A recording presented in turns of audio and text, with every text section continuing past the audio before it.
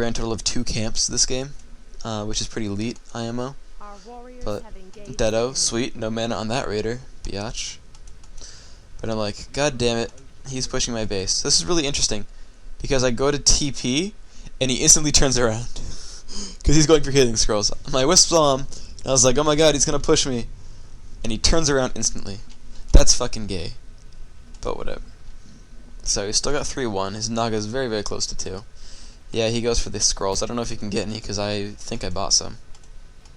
Nope, I didn't. I'm a pansy. I think he's waiting for them. So I'm like, okay, screw it. I'll just attack your base then. Bish. So, indeed, I go into his base. I've got Roar. I've got bears. Basically, I win, because I have bears. He knew that I had bears, and he started making Kodos. See, there's one. So I right-click it. I cast Breath of Fire. It does some damage. It's pretty sweet. I go for his Voodoo Lounge, though, so he can't buy new TPs and speed scrolls and healing scrolls and shit. And the Bestiary, because basically I'm just killing important buildings in the front. I'm not going to dive in for burrows because, well, I don't have a TP. I don't want to get trapped in the back of his base and lose because of some stupid shit. I know I'm going to win, I just need to play smart. So, he TPs in, I instantly pull back, then I'm like, oh sweet, I can fight, mostly because I'm mass ensnared, so I kind of have to. So I go for some right click on this Coda now, Breath of Fire. Of course my panda no longer has mana. Luckily, I get the Dispel off on that speed scroll, right as he casts the healing scroll. So I can wreck some kids or something.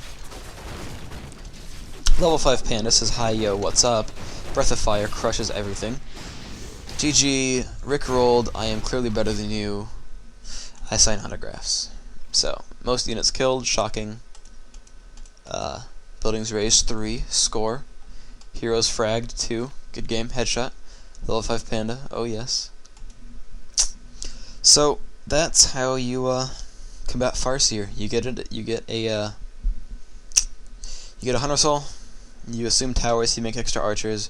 I mean, basically you have to realize Farseer is a terrible, terrible, terrible hero. It is very close to useless late game. So make the take the hit, in mid game, and make a couple extra archers in case he tower pushes you, which you did, so that you'll survive. Because, yeah, I mean that's all it really takes. And there you go. I mean, it's not a particularly complex matchup.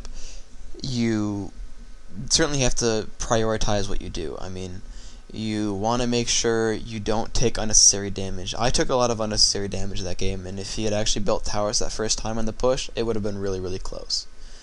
And I could have lost, maybe. But your goal is... Let me see if I can put this right. You need to push off his heroes as best you can. This is how you fight off human tower pushes as well, when human actually used to do tier 2 tower pushes instead of massing tanks and towers in their own base. Basically, you want to push their heroes off as quickly as possible, because there's almost no way that a heroless army will beat heroes. I don't even care if it's just heroes versus, a 50 food army. If there's no heroes, you're almost never going to actually win it, because... in the case of Orc, they at least have grunts, which are good, but they're not mobile. If he's doing a quick tier 2 tower push, he won't have ensnare. He certainly won't have raiders, and he certainly won't have raiders with ensnare. So you don't have to worry about that. He's going to have grunts and some demos soon, after he finishes researching the grunt upgrade. So towers are going to start. He's going to have 4 upgraded grunts and 2 heroes. And now if he goes Naga, he's got a lot of hero right click there. He can do quite a bit. But if you have 7 archers and you're 2 guys, you spam your spells, Breath of Fire or Quill Beast or whatever, Frost Arrow focus, and you're in really good shape. You kill some grunts if you want, if they're just there and you can't really reach the hero.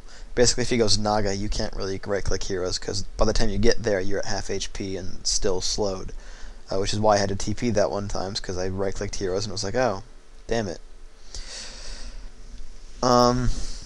If you can, check for items on his heroes, see if he has healing.